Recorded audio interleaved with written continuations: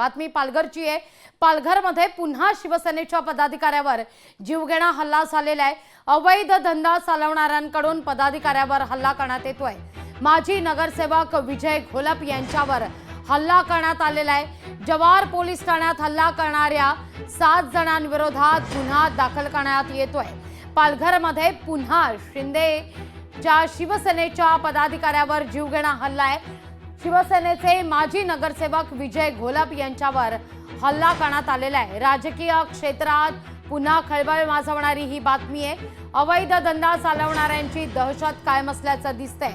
अवैध धंद्याविरोधात विजय घोलपनं आवाज उठवल्यानंतर हा हल्ला झाल्याचा आरोप आहे। जुगार अड्ड्याची तक्रार घोलप यांनी पोलिसात केल्यानंतर हा हल्ला करण्यात आलेला आहे। धोडी प्रकरण पालघर जिल्ह्यामध्ये ताजं असताना आणखीन एक प्रकार आता समोर येताना दिसतोय।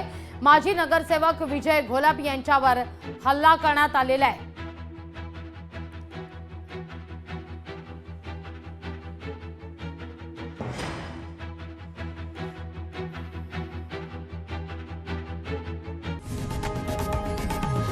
लोकशाही मराठी ऐका, पहा, जागरूक रहा।